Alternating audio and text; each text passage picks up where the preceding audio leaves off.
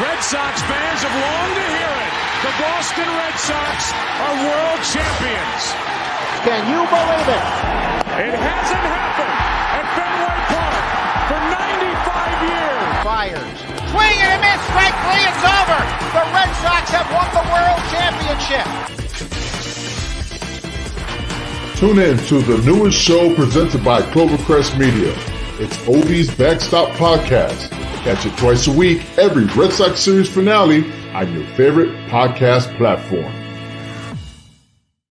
On tonight's show with Speaking It Real, Frank and special guest Carlos Cuesta discuss a new COVID-19 strain that is just emerging.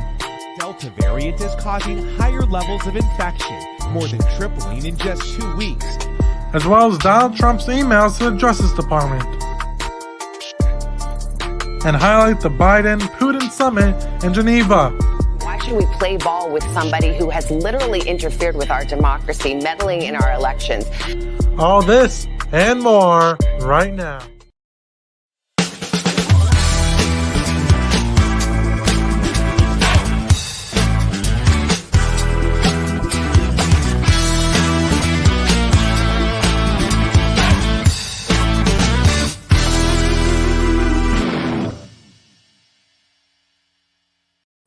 Yeah.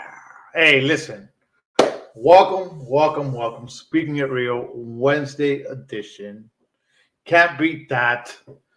All right. I promise you that our show this week will be better than our last Wednesday event, our tobacco, our showcase. What could I tell you? It was just that crazy last week. But you know what? I can have a backup plan today. Unfortunately, we announced that I was going to have a co-host, Carlos Cuesta. He's not with us today. He's driving somewhere, I don't know, from Miami to Kentucky to Miami, and it's taking him more than 28 hours. So you know what, Carlos? Whatever you're doing, great for you, buddy. Thank you. But you know what? I brought in our backup. She's a staple on our show. She's a little wacky. She's a little crazy. But you know what? Here's Kimberly Chapman from Wake Up with KC. She airs on Mondays. Kim, thank you. I always tend to give you maybe a 20, 30-minute notice, when to appear on the show. And you know what? You always come through. You're muted, Kim. I can't hear you. You mute yourself, Kim. Oh, no. Yes, you're on mute, Kim. Kim, here. Let's see if I could. Wait. There we go. We got you unmuted. I got you. Okay. Yeah. Oh, my God. Wait. I had a phone call, and it was, connected to my computer. Sorry. No. It's okay. It happens. But again, I thank you for coming on with me today, Wednesday. Can't beat that. It was my daughter. Hold up. I got to text her on Speaking It Real podcast. Tell her to come join it and like it. Tell her to share it. Hey, look, guys, we are on Facebook, YouTube, under Speaking It Real. Speaking It Real is brought to you by Clovercrest Media. All right. They're on Facebook, YouTube, Twitch, you name it, we're there. But hey, you know what?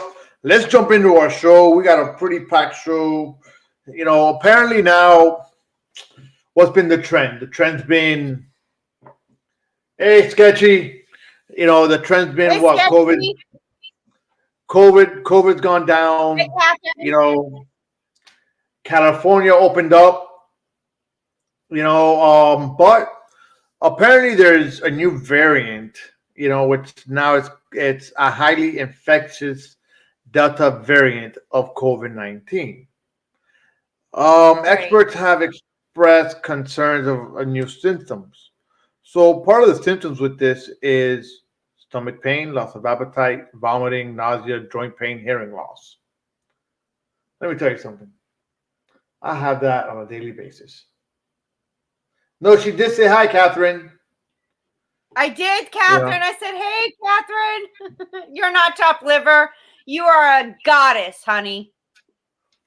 Thank God you called her that. But so I have stomach pain all the day, every day. I'm not hungry. I don't vomit. I'm always nauseous, and I have joint pain and hearing loss. I'm old. So Well, you don't look old, Frank. oh man, I thank you. I feel old as shit. Well, hey, you're only as old as you feel. So start feeling young again. Okay, so I'm 20. No, not 20. I got to be 21. Wait. At least 21. At least 21. So, I still say I'm 36. for a long time, I used to tell my kids that I was 29. Chris, I see y'all.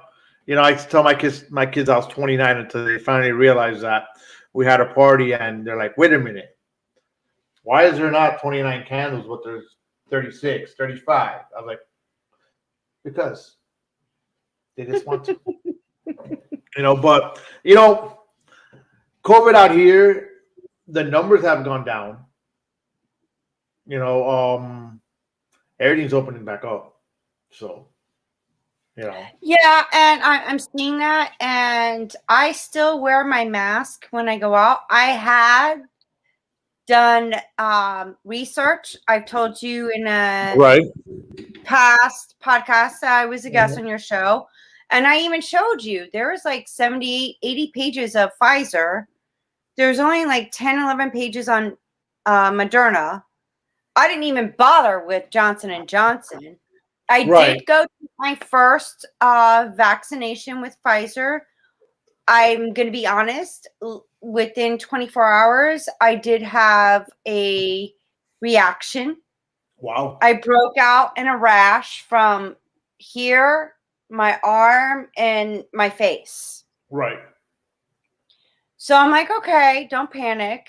And prior to that, I had 2 mango allergic reactions too, and I didn't even know it in 1 week. So I'm like, wait a minute, this is like mind-boggling. But yeah, so you had.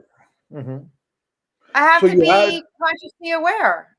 Right. So what you basically had was like an allergic reaction. Yeah. It wasn't symptoms to the shot, from what I see. I mean, from what I hear.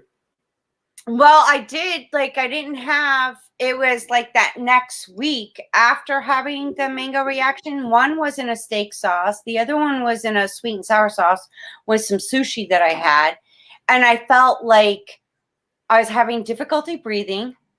And then when I got home, I had this rash all over me. So then I sort of like, okay, next week I got the Pfizer shot.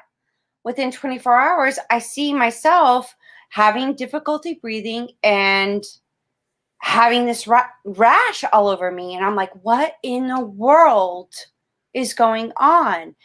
When you're somebody that is very sensitive and has allergic reactions, you shift gears. Like, okay, what's going on?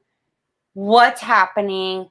And you backtrack everything that you ate, everything that you did, and whatnot. So I'm like, if this is the least of my reaction to the Pfizer, I'm all good. Now I have to have the second one. That's coming up the 22nd. So now I'm like, okay, don't panic. Don't freak out. Well, I have a question for you. Mm-hmm. And being the fact that you've done your research, I actually know somebody that took, the first shot they took was Pfizer, and then the second shot they took was a Moderna. Ooh, that's interesting. But here's my question. With everything that's been going on with these vaccines, these scientists, and the vaccinations and everything, I have not heard one thing mentioned about blood types. I'm O positive. How does the COVID react to blood types? How does the vaccine react to blood types? I'm O positive. Come to find out, O positive blood types are more resistant. So I beg a question. What's your question? Does the COVID affect blood types in a different way? I don't know. To That's be my honest with you, question. I can't answer that one. I mean, that one, we could call, we could actually email Anthony Fauci, and he'll I probably got a answer. number. I got a phone number, and I'm going to contact Pfizer. Yeah, that's a pretty interesting question there. I mean, I definitely don't have that answer. You know, and I mean, I am by far nowhere near being a medical expert. But I question that because I've been seeing all this stuff about the COVID and how it's affecting everybody. And, you know, me being O positive and my interactions with anesthesia, even prescription drugs, even over-counter drugs, and even what I've been through just recently with Pfizer, I'm like, what if it has something to do with our blood types? Could that make a difference? Well, I'll tell you, I had the shot. I got no effects, nothing, no. I might have felt a little bit out of whack, but I'm a little bit of a hypochondriac at times. You know, where somebody around me gets sick, I out of a sudden feel like I'm getting sick. You know, so to me, I think I was being a little bit of a hypochondriac that day, and I was like, "Oh no, I feel off. I'm not feeling well," because that's me. You know, I'm gonna do that. It's like my wife gets sick, and I'm like, "Yeah, I feel sick too. I'm not feeling well either. No, let's just go back and lie in bed." You know, and she's laughing here. She's laughing because she knows it's true. Yeah, a little. You see? So, you know, that's that one. But why isn't it even mentioned? Like, it's so focused on, you know, this COVID. Now there's a new variant. And they're so impressing on being vaccinated. And I know there's some people, like, while I was away for a little getaway, I came across somebody in an elevator that had a blood plasma transfusion, and her doctor highly recommended not getting the vaccine because of that. And there's certain, like, now it just opened up my mind of, wow, I didn't even think about that. What if there's people that really can't have the vaccine? How is that going to affect them? And then this new variant that's coming about. Like, I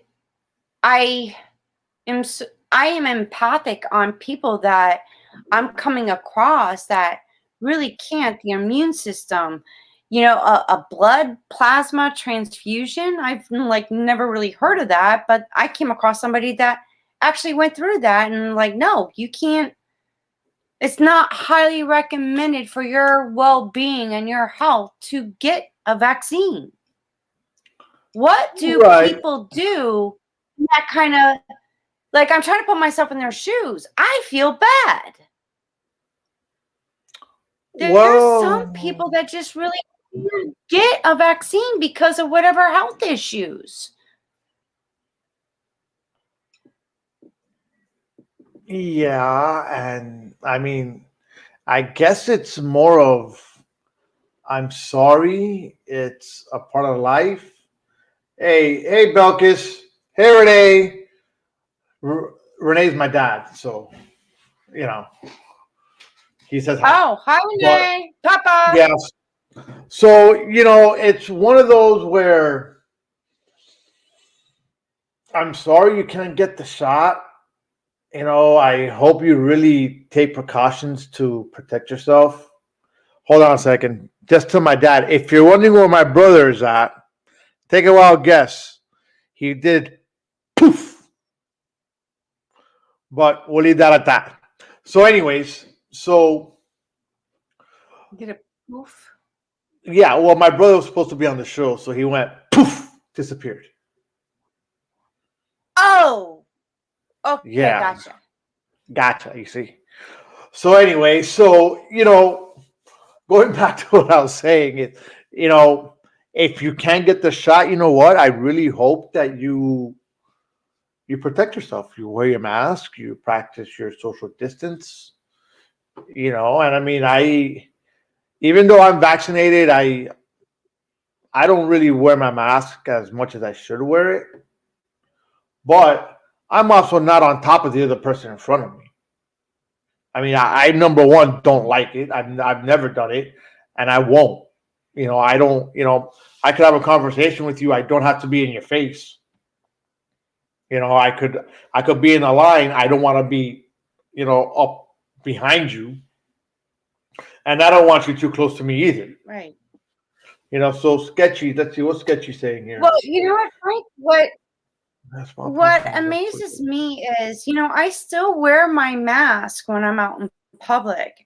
And it's out of not only now because, if you've been vaccinated, there is a protocol. And I know you know this, and so does probably Chris and Sketchy. They say to wear your mask 2 weeks even after you're vaccinated as a safety protocol. And the cruise ship, Royal Caribbean cruise ship, had 9 employees that got the first dose of the vaccination and one. Yeah, but you know what? The COVID. Sorry. Yeah, they got COVID. I think the cruise ship was coming back in or something like that, and there was at least 6 crew members. I heard. It's funny because I had gone to pick up my son. 9, okay. I had gone to pick up my son at his grandmother's house, and then I saw that on the Spanish news, and I really didn't even think about that right now. They had like 9 people that tested positive for COVID. No, I just saw it just a couple hours ago. Right, and that's exactly what it was. But again, are we going to be able to get rid of COVID? No. COVID is going to be the new flu. Okay? But and if you look up history, we're repeating history, Frank. Look at and I brought this up on your show because I even showed you documents on it about the Spanish flu. Right. It hit U.S. 600,000 in the U.S. back in what? Early 1900s when the Spanish flu hit? We already broke the record. We're there. Repeating history again. And did they have discrepancies about wearing masks back then? Yes, they did. There's documents to prove it. Yeah, but you know what? So, mask, Frank, you got to wear the mask. What have we learned from our past? Nothing. Well, you know what? No, I don't think we haven't learned nothing from our past. I think the fact that we get so used to it, to things being the way they are. We just ignore it. Right. I'm going to give you a perfect example. You've been in Florida how long, Kim? You've been born and raised Floridian, sweetie. All right, perfect. So you remember, what was it, August 24th, 1992? Hurricane Andrew. Yes, I remember that because I just had a baby and I had to be with my in-laws. Yeah, I do remember that, unfortunately. Okay. Thank you for that remembering. Oh, you're welcome. Okay, so what happened prior to that? I mean, I was what, about 18 years old? Okay, and what do you call it? And prior to that, all the hurricanes that were coming through were just will come by and turn away afterwards. Come by and turn away. Come by and turn away. So when Hurricane Andrew was coming in, nobody thought that it was going to hit, right? So everybody partied. So when you get all these, stuff from history and it goes on and on, as it keeps going on and nothing's happening, it's not that we forget, we just get comfortable in what's happening and say, it's not going to happen again. It's not going to happen again. But eventually it's going to happen. Like, I know for a fact, we here in South FLA, okay, are due to get hit. Okay? We're due to get hit with her. A second. But, wait a minute. because we got uncomfortable. I had a house. Frank, I just had a house built, what was it, it was 2004, 2005. Florida got hit with 5 hurricanes. And I think it was Gene and Francis, we got hit back and back. Right. Oh, gosh. Kim is out. But no big deal. Let's see. It's sketchy.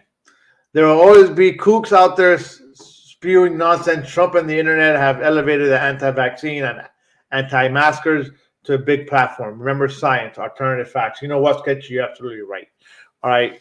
All these people and Trump and everything else, you know what? They've just gone haywire with things. So, I mean, what could we do?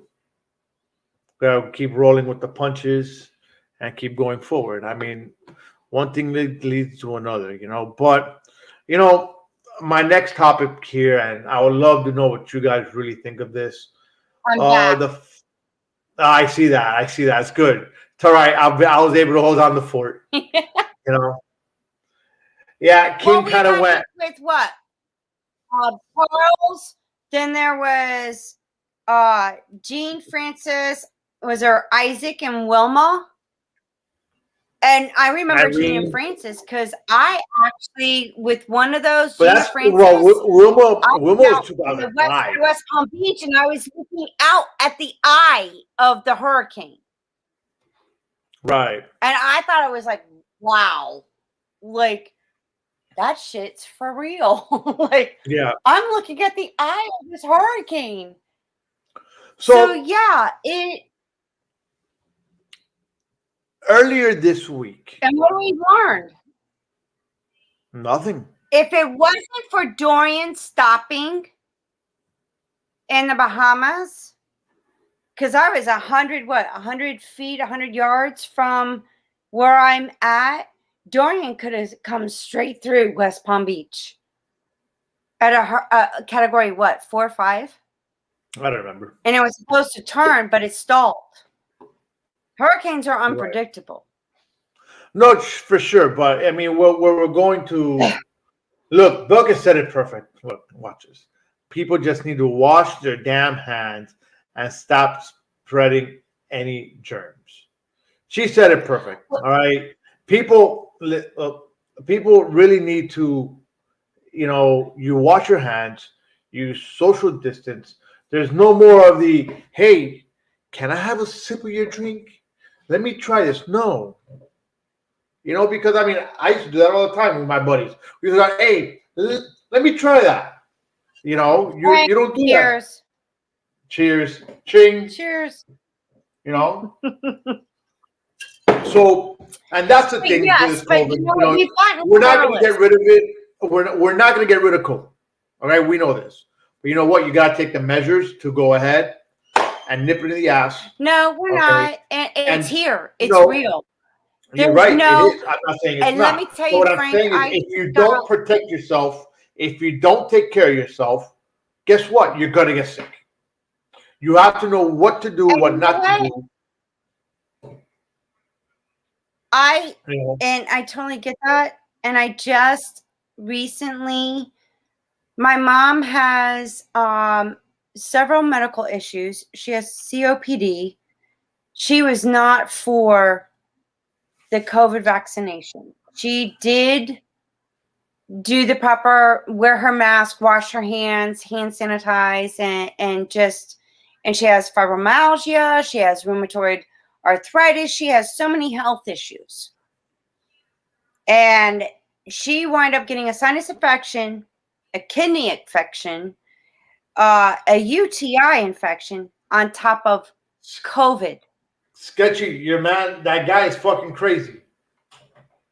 Okay, I'm sorry. If you go to the restroom and you don't wash your hands, you are a nasty fucking person. I'm going to tell you that right off the bat. Okay, I don't care. Gross. I've seen it. You know, I saw some guy, you know, that I had just met. You know, we ended up in the bathroom. I washed my hands. He walked right out, and I'm like, okay, whatever. You know, I'm not going to tell anybody anything, but don't tell me good night and come to shake my hand, because that's exactly what went on. And I'm like, no, buddy. I go, this is simple. I ain't touching your penis. All right. I don't know where your hands been, but I can tell you that you have not fucking washed your hands. So you know what? Move on to the next. No, thank you. You know. What are people thinking? People are just nuts. People just are like that. Some people feel like, oh, I'm clean, no big deal. You know. But hey, I got a question. When I go to the bathroom, I use toilet paper if I have to take a pee or take a shit. When I'm done, I go wash my hands, because eventually I'm going to wipe my eye or do this or touch my face in some way or form. Hello, do I want my urine or my shit on my face? No, thank you. Actually, you know what? Some people are like that. Some people are weird like that. So you gotta be careful with that. Ew, I don't want to be Zach, come on. We're at a car wash, man. What do you think? Of course. You see, hey, listen, this car wash joke that Joe started goes all over the place now. It follows me everywhere. What's the car wash joke? I didn't hear it. Oh, you haven't? Well, Joe on one of the shows once announced that he met me at a car wash. That I was the owner of the car wash. That I work at a car wash. So that's been the run along joke on I'll Piss You Off Shortly, on Divided We Stand, on what? Throwing jabs, on what else? What other show is Joe a part of? All Four Downs. I mean, hey, look, all the shows I've been mentioning, they're all part of Cobra Crest Media. So come join us. So go figure. I'm the car wash guy. Well, then let me just add to the joke. Just go through the car wash line, and you'll just get brushed, sanitized, sprayed, waxed, and the whole 9 yards. Yes. And then exactly. So I got a question here for you guys. You know, this is for everybody listening and Kim. Our wonderful, and notice how I say wonderful, very sarcastic, Governor Ron DeSantis signs a bill making it mandatory for schools K through 12 to hold a moment of silence for prayer. Wait a minute. Did he actually state that for prayer? Hold a moment of silence each day. Hold a moment of silence to start each day. Okay. The next school year. Hold on. I know it came at me like that. I know I saw prayer in it. Which, okay, not necessarily for prayer. I just looked it up. Okay. Opponents. A moment of silence, 1 minute to 2 minutes tops. And he's trying to pass this bill that from K to K-12, kindergarten to, I guess senior 12. But my question is, why? What is the whole purpose of that? What is the meaning and the propaganda behind that? That's my question. I don't know, but the way that they're I putting it have out there. And okay, so here's my theory. He's Republican. Yeah. Okay, Republicans like to get the religious votes. Look, Contribution. No, probably, theory. but I could tell you this. And I don't care who you talk to or who says it. Okay, I strongly believe that prayer, religious, starts at home. Okay, and it needs to stay at home or your place of worship. I don't care. I'm not that religious, and I could care less for it, to be honest. I'm not religious either. Okay, but I also believe that if you're gonna bring a moment of silence in schools, so people are able to pray, no, prayer does not need to be in schools. Okay, if you want to have your kids pray in school or whatnot or the other, you know what? Put them in a private school. Okay, put them in. I mean, hey, look. My niece and nephews.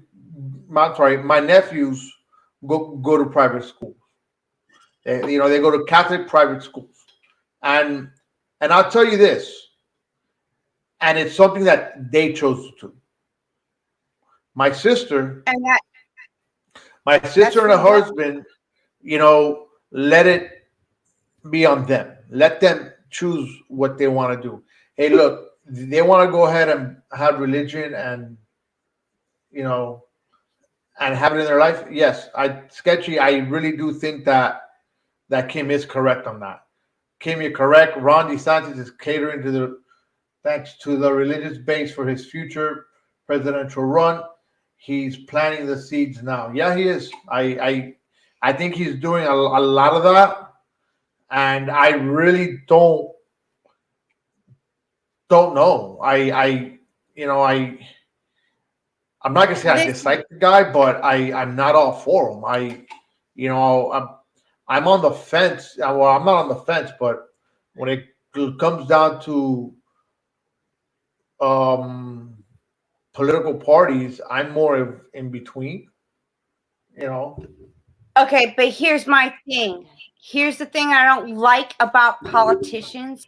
When you use the religious aspect to get your contributions, I don't like that one bit. Watch this. Okay, wait. Bullshit. Yeah, but you know what? It's not going to matter. They're still going to do that. Yeah, but listen, that's just like right now I say, hey, strip joints could be open 24 hours a day. They could be wherever you wanted in the state, in the city of Miami. It doesn't matter because out here they can't be near any residential areas. You know what? It doesn't matter. Let's put it wherever you want. Guess what? Who's gonna come vote for me now? Are the strippers? All right, and God knows there's a whole bunch of them. Why? Because I'm working for them. DeSantis is doing the same thing. I get it. All right, but we'll see what he's going to do. And of course, but isn't that here's my politics game? What? But Frank, he's trying to put this bill into action. But honestly, I question what has he done for Florida since he's been in office? What accomplishments? What credentials has he done since he's been in office for our state of Florida? What has he done? I can't answer better you go that. to Florida. That's Floridian. I don't know, but you want to know what? who? I could get on. You want to know who probably? You want to know who could have probably answered that? Carlos Cuesta, the guy that was supposed to be on the show today, but he decides not to come on the show because he's fucking driving somewhere supposedly. But anyways, well, you know what? You can tease him like Kim asked a good question and you weren't here. But you know what? Hold up. Especially I love strippers. I dated a stripper. Okay, but you know what? Wait. The I dated a industry? stripper named Dipples for 2 years. One day I came home and all my stuff was gone. She robbed me and sold all my stuff. I still love them though. Oh Yeah. my god. Sketchy. But Dipples hold up a second. killed you, man. Hold up a second. What? Uh-huh. The strip clubs and all that, it's all about money. Profit. They got their hands tied in other things too. It's all about money. Hello. Profit. Capitalization here. Right. Okay. So these churches, these religious people, do you think it's not about money? Oh, let me tell you something. Some of those religious people are in the strip clubs. Let's get fucking honest. Of course. Those pastors. Listen. They're in You know the strip what? clubs too. And they're having affairs. There has been just recently some pastors that were accused of sexual abuse. A 4-year-old, when was it? A 4-year-old and some boys and some men that I just got wind of. Hello. Right. That's my mom. I don't know what she's talking about there, but I think she's talking about the religious part of it. Oops. And you know what? I'm going to tell you, history has proven it. There's documentations. There has been pastors and popes that have sexually abused children. Oh, no, of course. I mean, that's gone on for years. But they're forgiven. And the church hides They it. ask for repentance. But what about the trauma that they've gone through those kids? I don't forgive that. I don't forgive that. But going on to other things here. I'm sorry. It just went off that's to fine. that. No, of course. So I was watching the news today earlier, and where is it? I got the story here. I'm trying to find it. We're talking about Juneteenth, right? We all pretty much know what Juneteenth is, correct? Refresh my memory. It's just something recently that happened. No. From last year. Juneteenth, all right, is pretty much falls on June 19th. Is to, I guess, do you want to call it celebrating? The independence of slavery. Okay, so right. So you know what? Let's do this. We're gonna get into that right after we run this commercial real quick. We'll be right back with you guys. The Closing Time Podcast is back, sponsored by Rocky Hill Accountants. I'm Joe Aguirre. I'll have a brand new co-host, Sanam Salati, who's my broker, my mentor, and my good friend, and one of the most knowledgeable people in Connecticut in the entire real estate industry.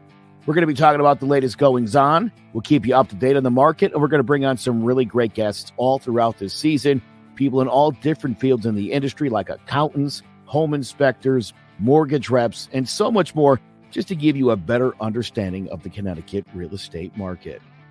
We're so excited for a brand new season of the Closing Time Podcast, part of the CMG Podcast Network. It's sponsored by Rocky Hill Accountants.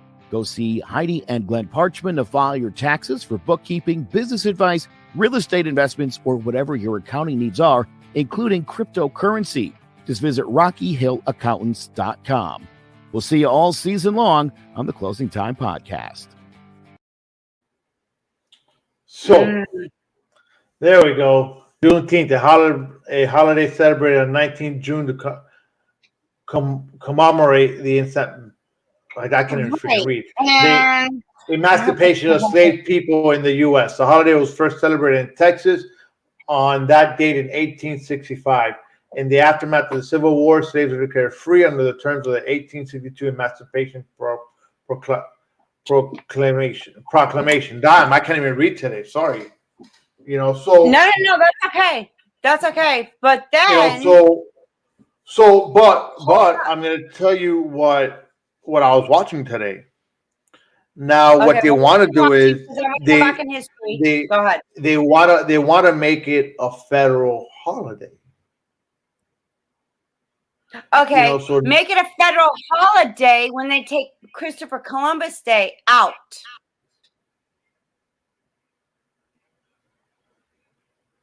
why not just make it a federal holiday? Well, you know what they could do? They could do what the schools are doing in Connecticut. I actually saw this yesterday on one of the shows. Where they where instead of having days, instead of having days where the days specified on the calendar to the holidays, it's a day off. It's a day off. Christmas. Well, day off. because here's the thing why I mentioned Christopher Columbus, because honestly, he didn't discover America. That's a lie. And two, he was a douchebag based on what he did to people when he came to where apparently everybody says he discovered America, but he didn't. What? No way. So no way. He did not discover America. He does not deserve honor or a holiday. But Juneteenth, yes, I would agree. And on top of that, on the celebration of June 19th, or how this is becoming. But here's an interesting thing. You say 1865, in the aftermath of the Civil War, slaves were declared free under the terms of the 1862 Emancipation Proclamation. But in 1866, 1 year after the 13th Amendment was ratified, what? Hold on. My mom's getting confused. Hold on. Now I'm going to show you my mom's comments. I'm sorry. You're just now finally catching on to that one? I just saw that one. It says, really? I did not know that. And then my mom comes out, you dated a stripper named Nipples. Mom, I did not date a stripper named Nipples. I did date a stripper, but her name wasn't Nipples. But, Mom, okay, I'm sorry. Let's continue. I just that was one of the people commentating, Mom. Oh my God. Sketchy. You're getting me in trouble with my mother. Oh, I just caught on to that. I was like, I'm just gonna wait. He'll catch on sooner or later. No, I just saw that one. I was like, oh my God. I think I'm gonna get a phone call from my mom. You dated a stripper named Nipples? No, Mom, I didn't date a stripper named Nipples. But getting back to oh my God. Yes, she is, man. If you guys knew my mother's story, you guys would really consider my mom to be a true hero. To be. I love you, Mommy. Mwah. To be who she is and do what she does. My mom's stories is heavy. We'll leave it at that for now. I bet, because I've been there and done that too. I've been through, and I can relate to your mom. And you're and it goes back to history. Like our ancestors didn't know any better. They were in a time that we can't even possibly imagine what it was like based on where we're at right now. And we have evolved. It's been a slow and steady process. No, Zach, she didn't work at the car wash. Oh my God. You see? You know what? Look, this is simple. All right? Gosh, the car wash. Zach, I inherited the car wash from my mom. All right? Let's put it like that. All right. So where were we? We're getting back to the Juneteenth thing. But here's something that people might have forgotten about, back in those times in 1862 and 1865. But in 1866, 1 year after the 13th Amendment was ratified, the amendment that ended slavery, Alabama, Texas, Louisiana, Arkansas, Georgia, Mississippi, Florida, Tennessee, and South Carolina began to lease out convicts for labor, peonage. This made the business of arresting blacks very lucrative, which is why hundreds of white men were hired by these states as police officers. Their primary responsibility was to search out and arrest blacks who were in violation of black codes. Once arrested, these men, women, and children would be leased to plantations where they would harvest cotton, tobacco, sugarcane, or they would be leased to work at coal mines or railroad companies. The owners of these businesses would pay the state for every prisoner who worked for them. Prison labor. That's Okay, but we're talking. That's not. But we're talking prison labor, about. correct? But it's believed that after the passing of the 13th Amendment, more than 800,000 blacks were part of the system of peonage, or a re-enslavement through the prison system. Peonage didn't end until after World War II began around 1940.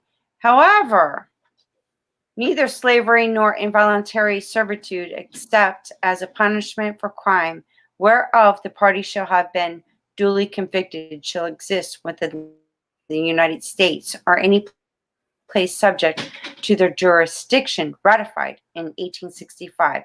This is a piece of history. That's how everything began, with what's still going on today between the police officers. That's how the white police officers were created. They ended slavery, but the business owners wanted, hey, we need some kind, there's no more slaves for us to work our crops, our cotton, and all that other stuff. So guess what? Politicians and these rich people sort of created this thing to where, hey, we're going to create police officers, white police officers, and then we're going to just falsely accuse these black people of doing something wrong that they didn't really do anything wrong, and we're going to make them prisoners. It's another form of slavery. That's why Black Lives There Matter. are more people incarcerated now than there were slaves. We need to step up. We need to step our game up and have a true criminal justice reform. I can agree to him on that. However, with everything that's been going on, hold up, Frank. Hold up, because I keep telling you, history keeps repeating itself until we wake up. It's energetic, emotional traumas.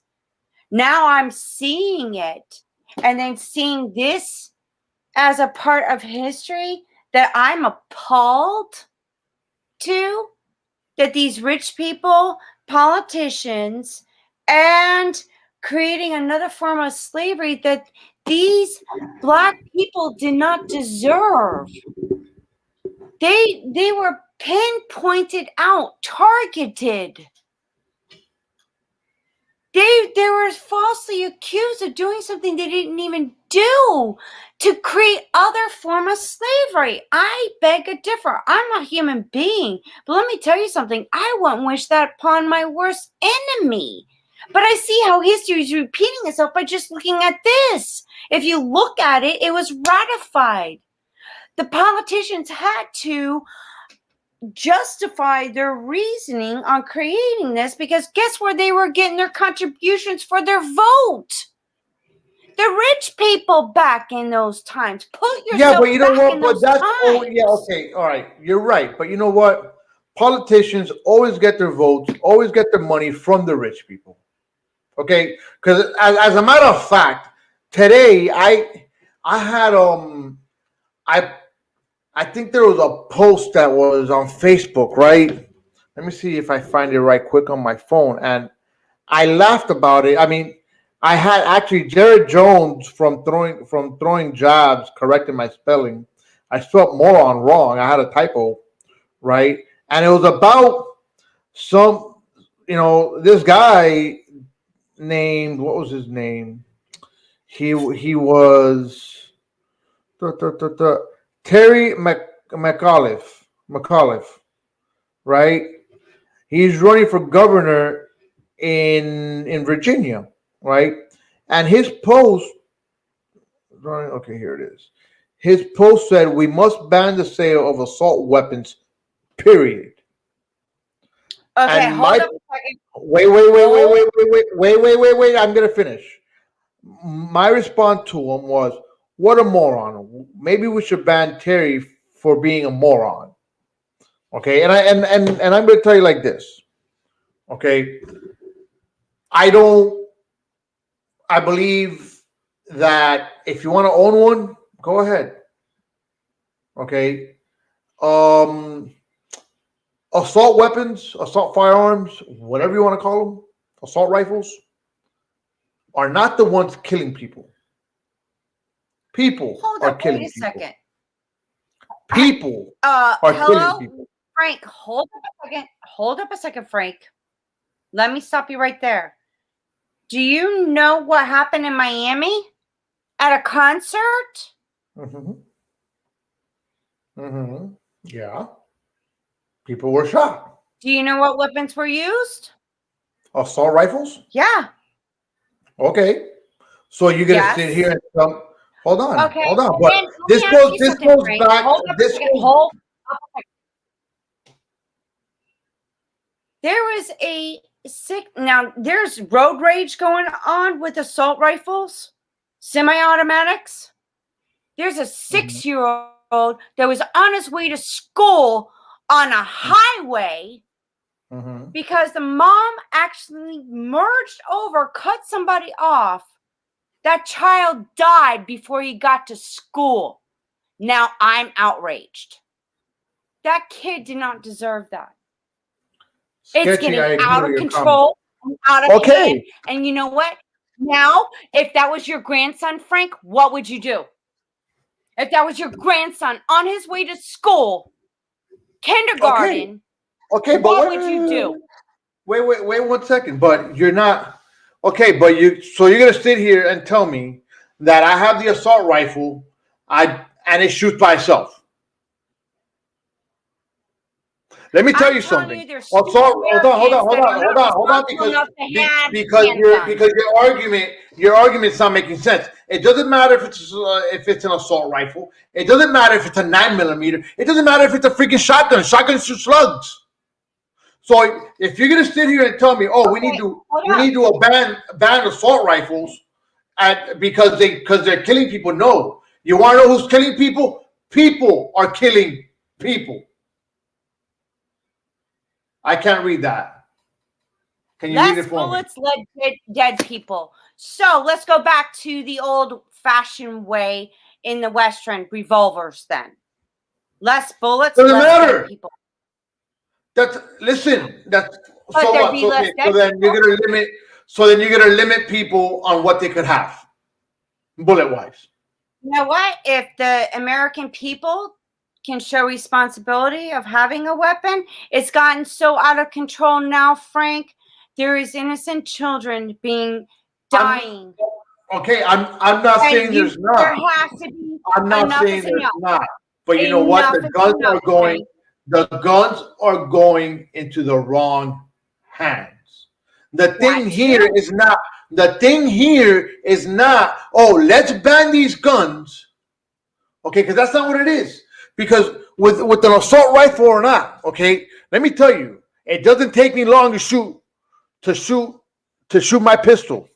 Okay, and I have my gun, actually, my two handguns, okay, they're both 9mm.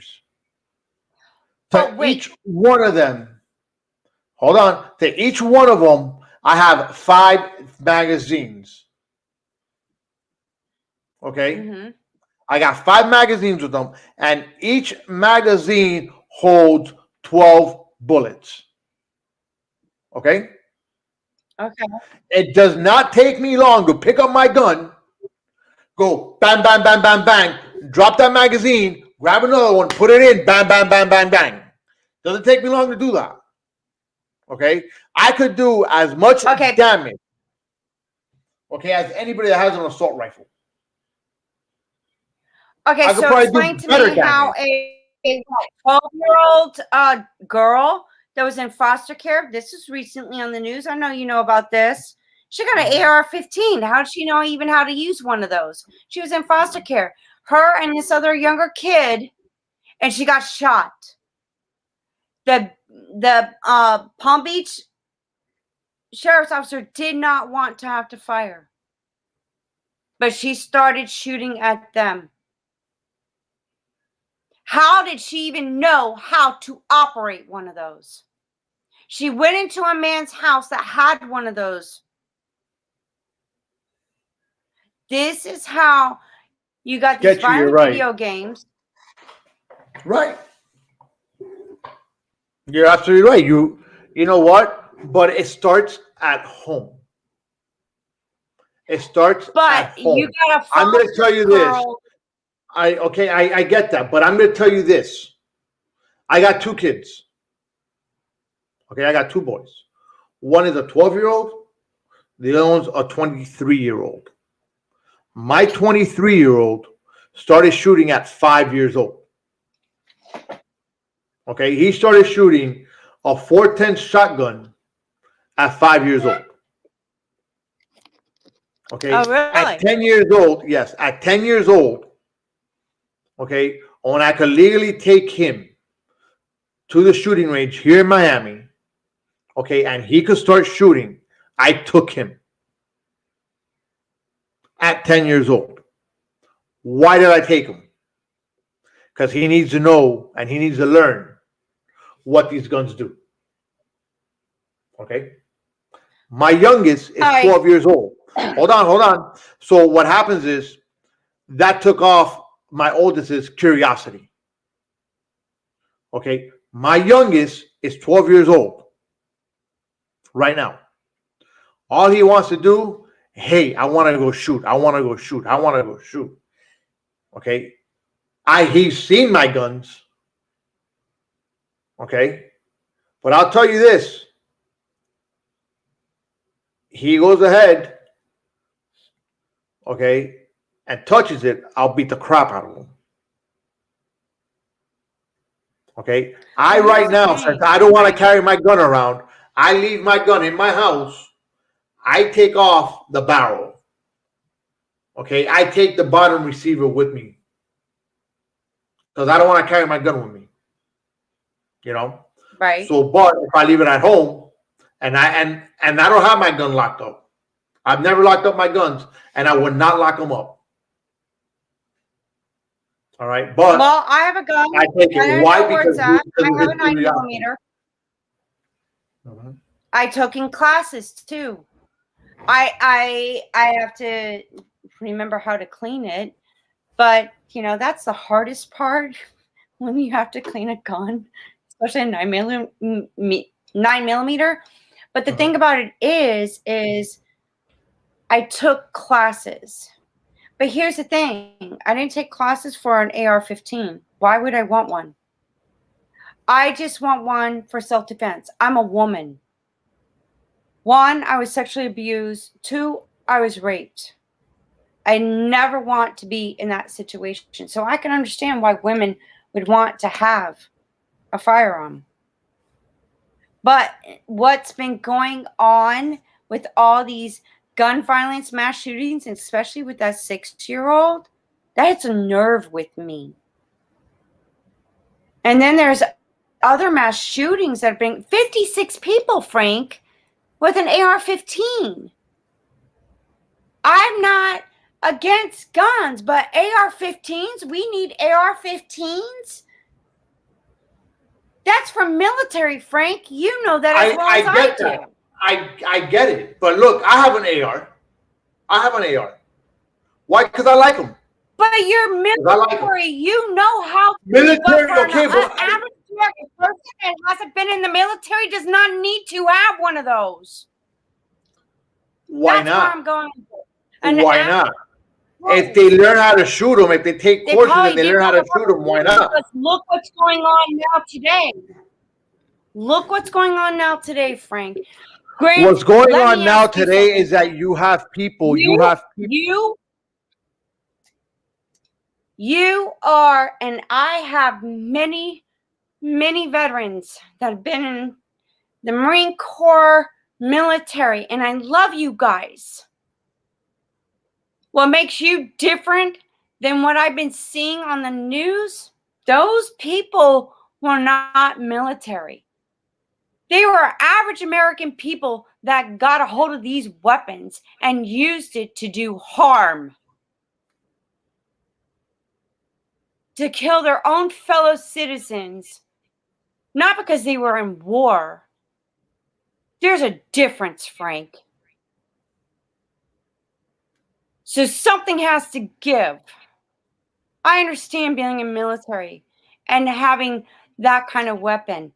But for the American people that don't have that kind of training, that kind of responsibility, and know how to operate it and use it for a different reason than to just go into a mall, a grocery store, and start shooting fire at innocent people, I have a problem with that.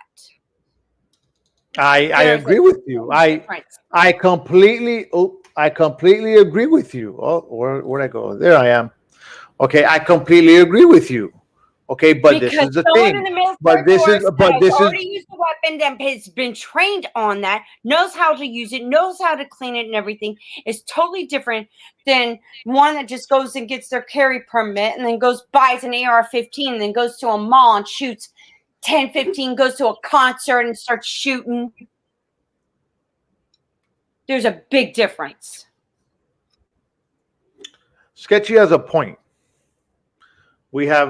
We've never had gun violence like we had in the past 2 decades. Our society is pushing people to the brinks. I agree with you there. I think a lot of it has to do with society. And Sketchy, to answer your question here, this one here, gun educate. Hold on, let me open my screen there. There we go. Gun education is correct, Frank. But what if the person knows everything about guns, but in the future loses his or her career, marriage, or something else, and feels hopeless and has nowhere to turn? Can I answer that? I think I might be able to answer that. Okay. I think in that case, okay, when you have people that feel hopeless and have nowhere to turn, they take their own life. Okay. Majority of those people probably are not going to go out or are not thinking of shooting somebody. And again, this is only my thought. I'm no expert, but I know that if I've been there. I've been there where I've lost everything. Okay, and I had my guns, and I never once thought of going out to shoot somebody or kill somebody. Okay, did I ever think about maybe taking my life? Yeah. Did I think of, damn, my life is a mess, I don't want to be here? Yeah. But at the same time, I would not go out and harm somebody. So I think because you want to know why a person.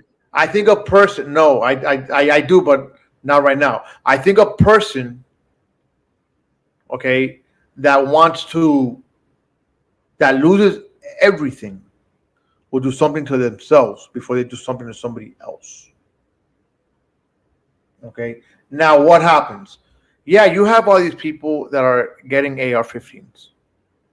Okay, that are getting AK-47s. Okay, I get that. Do I think that they have to go through some training to get it? Yes. And I said that before in the past. Correct, and I've always agreed with that. But I also do know people, okay, that have ARs, that have AK-47s, that have the SKS, that have high-power rifles, okay? I know these people. Some of them have been state senators in the state of Florida. They don't have any licenses. Hold on. They don't have any licenses.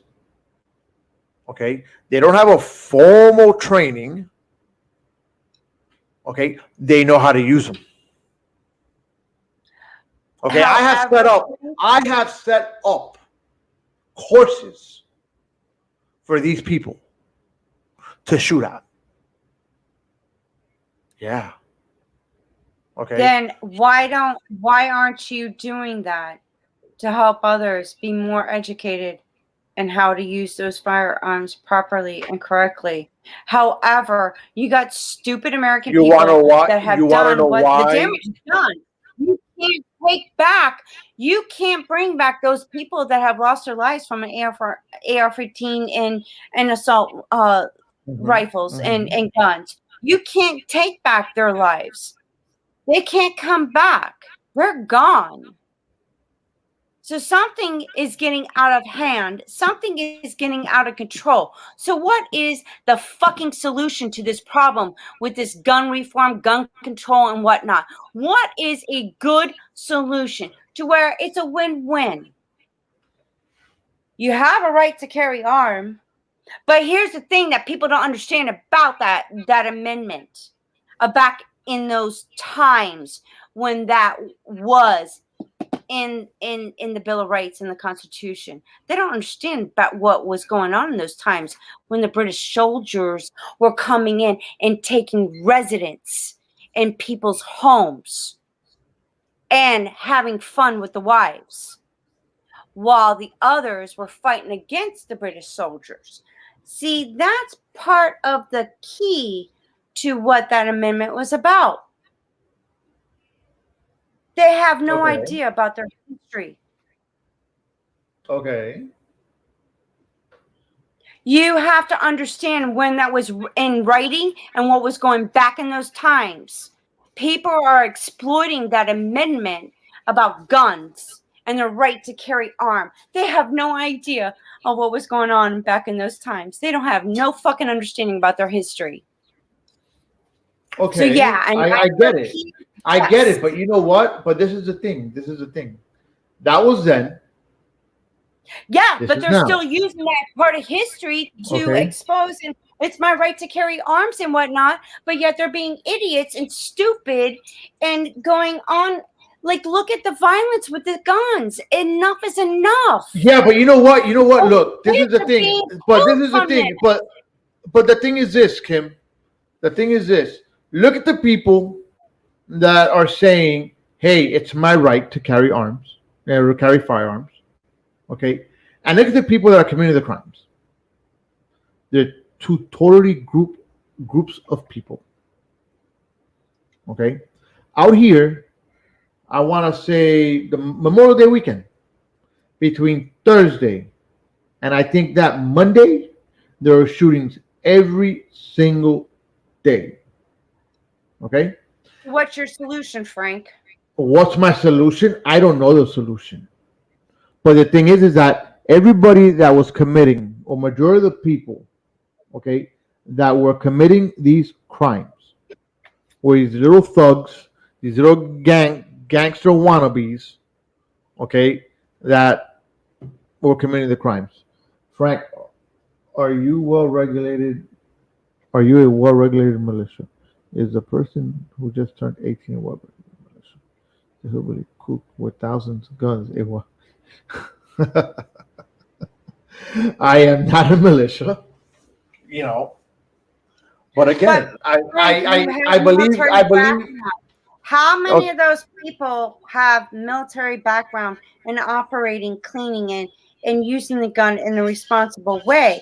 Because in the military, you're trained to kill. Right. Okay. Correct. So you get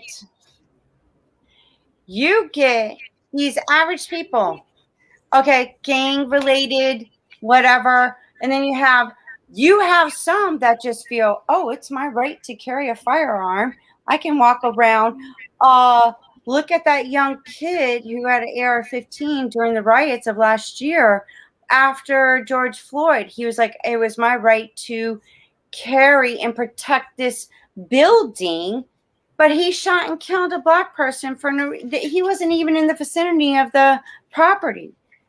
People are using and taking advantage their privilege of having a gun It's a privilege to have your driver's license at the same as a privilege to having a gun, your right to bear arms. But now there is too many stupid American people doing stupid things with guns that there has to be some more gun control, a reform. But again, I And go being back. able I to operate guns. I go back to what I told you earlier. Okay, people that are committing the crimes, okay, are not right people, are not the ones that are saying, hey, save my gun, let me keep my guns, I'm going to do the Second Amendment or one or the other. Those, you're looking at two totally different types of people. Okay, so Okay, and that is the point that one I'm trying to guy make to you. in There Publix is no over by way. where I live in Royal Palm Beach. Ex-wife went to Publix, shot his wife and kid.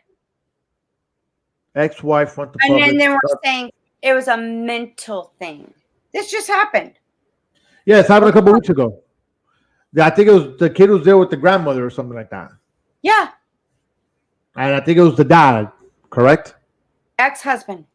Or ex-husband. And she went to the Palm Beach sheriff's office saying, hey, he's mentally an alcoholic and has a gun. She was concerned, called the cops several times. So it's getting really out of control, out of hand. No, I'm not saying and special other training. I'm not saying that it's out of control. That it's not out of control. And I agree with you that it is out of control. I completely agree with you. Okay, but what I'm telling you is that majority of the times, okay, at least here lately, all these people that have been committing the crimes, at least out here in Miami, have been all these little gangster wannabes. All right, we had a shooting out here where three thugs ran out of a van and shot people at a banquet hall. Okay. Now, going back to Sketchy's point. Okay, a firefighter loses his wife, loses his life, loses his job. Okay, can he go nuts and be at the point of break? Yeah, and do something crazy? Yeah.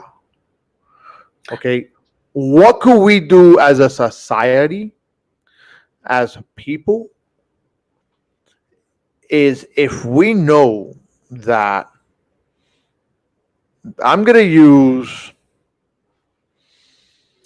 this guy that I used to talk to.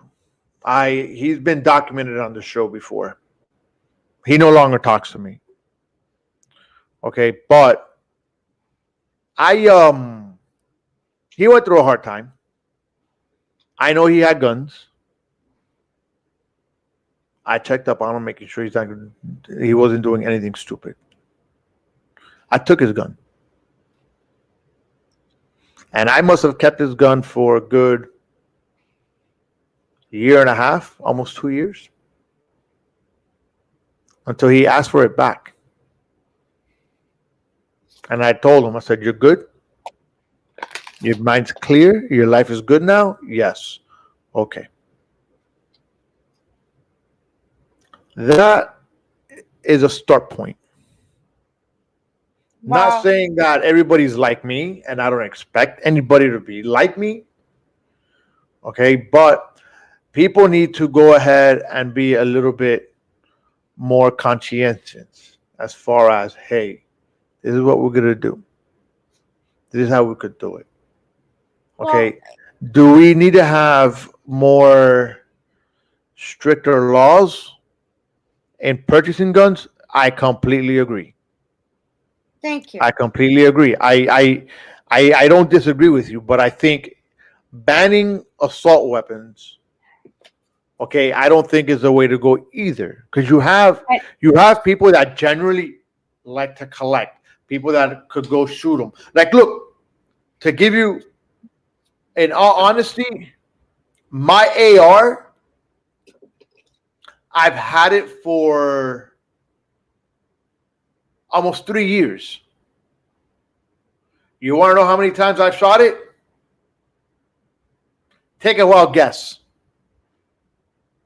3 times. No. 0. You haven't even shot it? No. Haven't shot it. I had practice on an AR-15 at a target practice place. It was 100, what is it, 100 yards far back, and I had to use a scope to see the target. I don't like that was using the scopes. challenge.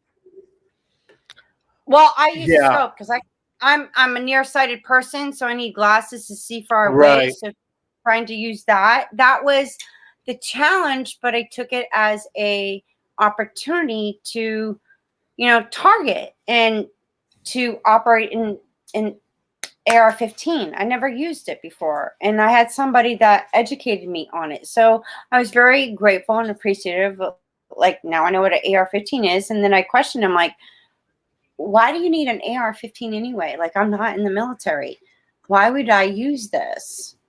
You know, so and you can use it for hunting. And I'm like, well, yeah, I could see that, 100 feet, I could get that deer, whatever. But you mentioned a firefighter, and it brought back a flashback to me. I was 15 years old, walking with my boyfriend.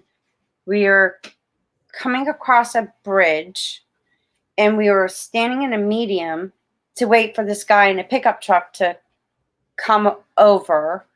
And the guy yelled at us, and my boyfriend this is like in the 1980s, stuck his middle finger up at him and called him an asshole.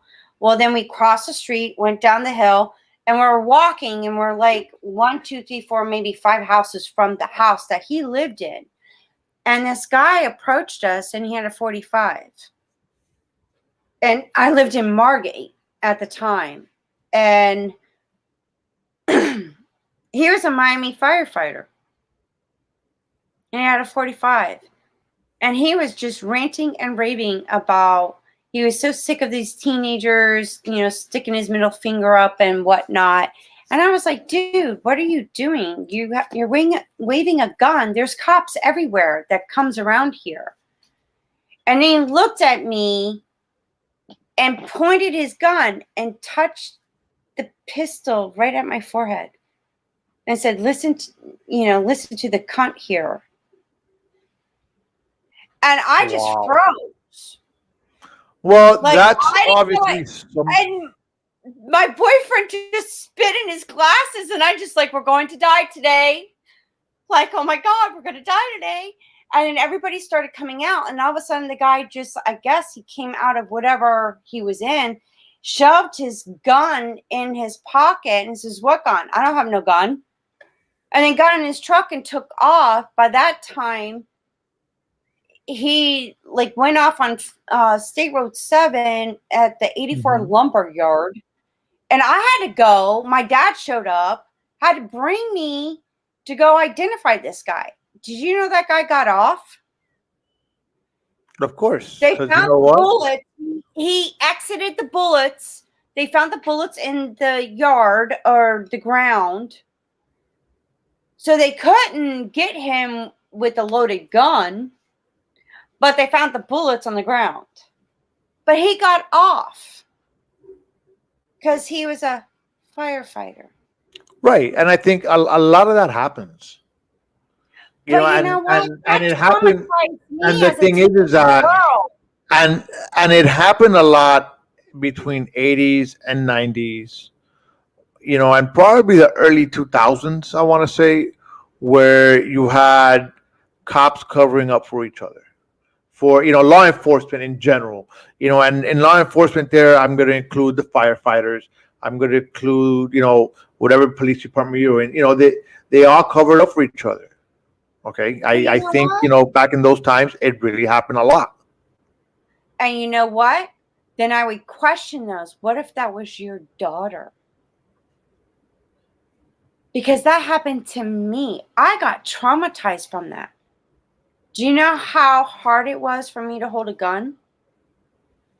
Oh, I'm sure it was hard. I mean, I'm not I'm not going to say it wasn't hard. I'm not, I won't sit here and say, hey, too bad, because that's not the way to do it.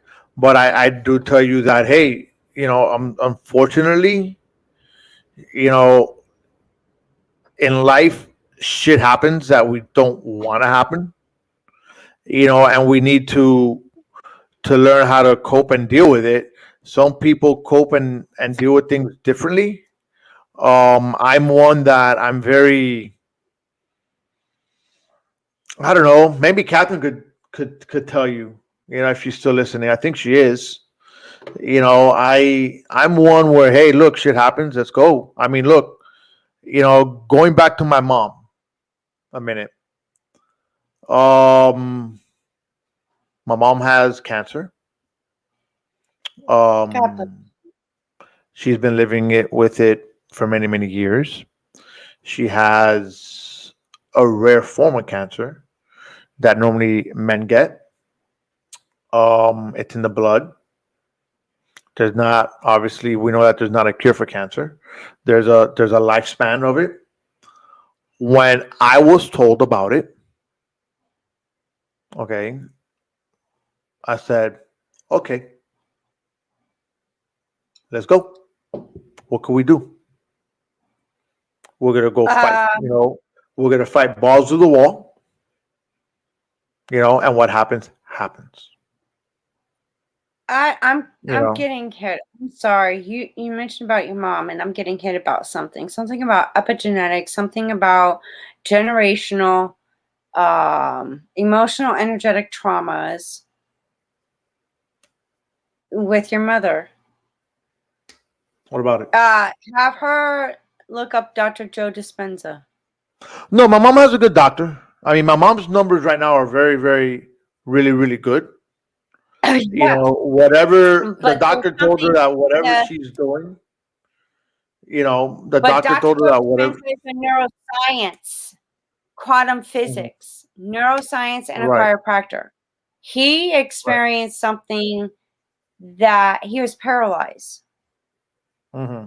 And he was a chiropractor. Yeah. He was in a triathlon. Got hit by a truck, 55 miles per hour, making a right-hand turn. Paralyzed for a year, refused surgery. And there's something about his story that is so mind-boggling, miraculous. And he talks about science and neuroscience and epigenetics, biochemistry in the body. And so just sorry about that. Real quick, I know Catherine, she says I'm here. Catherine, we're trying to figure out what type of person I am, in the sense where I'm just like, okay, it happens. Trying to get the word for it. I don't want to use cold-hearted, because I'm not cold-hearted. There she goes.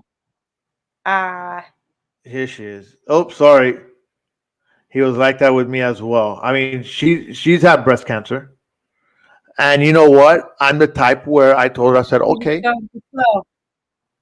I don't dwell on it. It's all right. You have it. Let's go. Let's take care of it. I won't sit here and feel sorry for you. I don't care. Hey, Martha.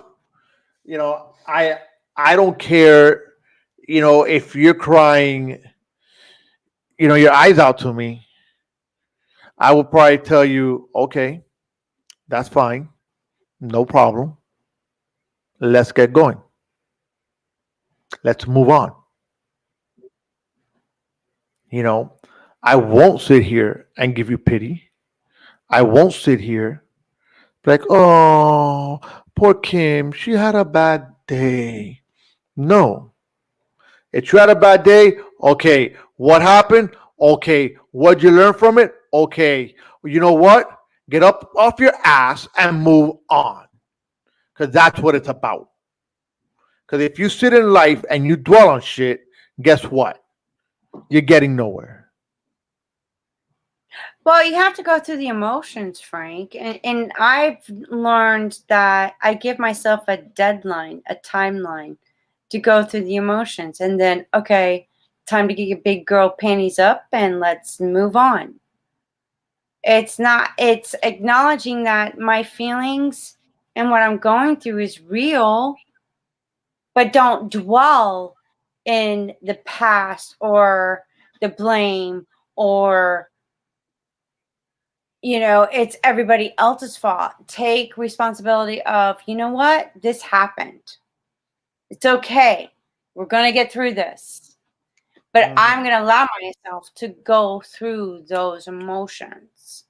Right. Because that's how you learn. That's how you grow. And some people, I guess, have been taught not to feel, to avoid. Well, no, I've been taught to feel. I don't avoid. I just don't dwell. I don't dwell on it. I don't dwell on it. But let's see. There needs to be more services. Oh, hold on. There needs to be more services for people experiencing mental health issues. The lack of good careers, salaries, affordable housing, etc., are pushing people to the limits. Sketchy, you're absolutely right. I mean, there has to be more services.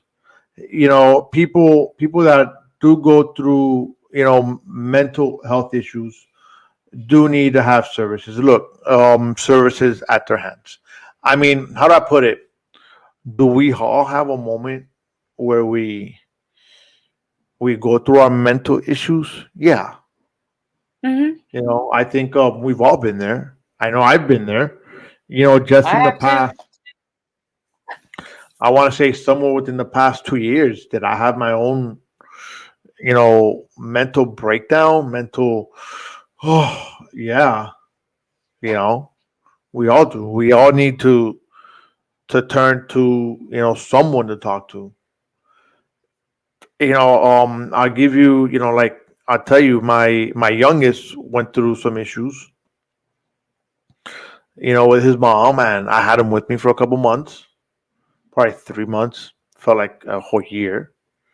But, he was with me, and you know what I did? I went ahead and I got him to see somebody, to talk to somebody.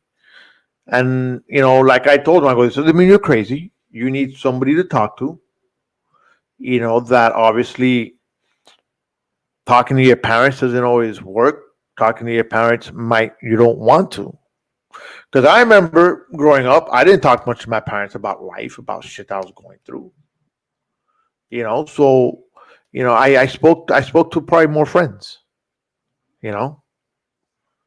So leaving it there and speaking to somebody is always good. Yes, Belkis, the strongest of us can break down at some point. Of course, we all have a breakdown. We all have moments. We're human. We all have moments. We all have, stuff we go through. But you know what? The one thing that we need to learn to do is we learn from them. We go forward. We look at what happened. Okay. And whatever the issue is, okay, there's always a resolution. It doesn't matter what it is. Communicating and talking about issues your experience are imperative to life, to live a healthy life. Some people are taught to suppress their feelings and eventually they burst. You're right. You're absolutely right. You earlier. You need to talk. Suck it up, buttercup, or men don't cry, or it's a limited belief, a mental programming, and emotional energetic traumas. I talk about that on my podcast. And the thing about what you said just a few minutes ago, Frank, that we're all connected. What affects you affects me. We're all connected. And when we can wake up to that kind of consciousness and join together and communicate and talk to each other, be able to express ourselves without the violence or the hatred. Get rid of the hatred.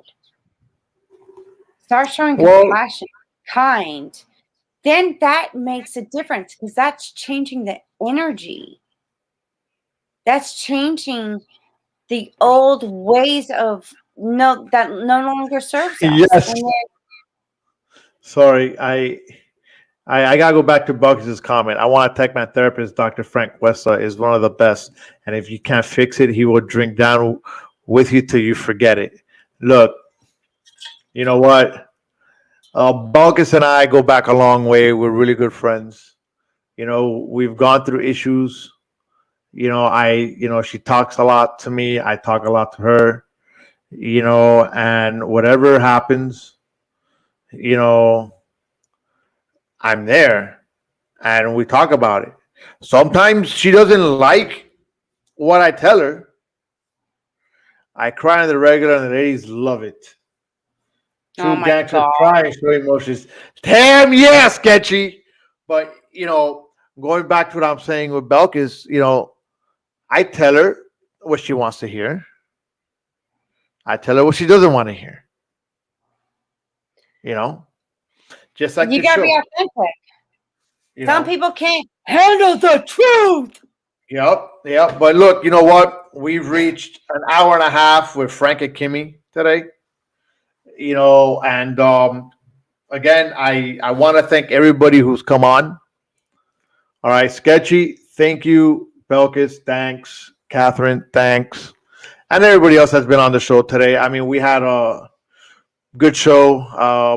Again, Kim, thank you for coming in after my brother, Carlos Cuesta, did not show up. You know, leave a like, leave a comment, share it with your friend. I'm real honest, and I'll share my point of view and my perspective, and I can gather history up to, you know, we've forgotten a lot about our history that's not talked about. And you know what? Juneteenth should add the Tulsa Massacre. I just realized, like, wait, what? What happened? Hey, hold on. Hey, Sketchy, real quick. Carlos Contreras is the one that I normally do the show with on Fridays. What happens is that Carlos Cuesta is my brother who's doing the show with me on Wednesdays because Contreras, my partner, can't be here on Wednesday nights right now. So that's why. But Friday, we'll get Carlos Contreras. And hopefully next week, maybe we're going to get my brother on and we're going to smack him around a little bit. You know, we are gonna have another guest next Wednesday. He has his own podcast, and honestly, I don't remember the name of his podcast right now. But we're gonna do a collaboration there next week where I'm gonna be on his, he's gonna be on mine. So you know what? Next week is gonna be another show. You know, next Wednesday night, because Wednesday is when I need my guests, need my friends to come through. Because until my partner doesn't come back on Wednesdays, I can't do much. But hey, look, again, thank you, everybody. To our new listeners, thank you. Like, share with your best friend, share with a friend, share with the neighbor, share with a frenemy. Doesn't matter. All right, share with whoever you think needs to know. Needs to hear us. All right. We're on Wednesdays and Fridays at 9. You can't miss us. All right. So you know what? We might not agree. You might not agree with what we're speaking, or you might agree with what we're speaking. But at the end of the day, me and whoever's on this show with me, whether it's Kim, whether it's Carlos Contreras, we know Carlos Cuesta is not going to be on. So you know what? We're speaking it real. See you next time. Yeah. Hi, my name is Zach LaPlante. Have you ever imagined about starting your own podcast or radio show to voice your opinions and share your passions with others? You think to yourself, how would I even start something like that? I don't have any equipment or any experience whatsoever. Well, look no further. The folks at Clovercrest Media got you covered. Clovercrest Media Group is home to over 30 individual podcasts. like Divide We Stand, I'll Piss You Off Shortly, Speaking It Real, and so much more. At Clovercrest, our sound engineers only believe in the best sounding audio quality, and their expertise will make your podcast sound professional and pleasing to your viewers. As a media group, we are obliged to every type of media available, including, but not limited to, video, audio, photography, and digital media marketing, as well as live streaming, and so much more. As we say here at CMG, the harder we work, the luckier we'll get. To jumpstart your podcast or program, go to clovercrestmedia.com and get to recording today.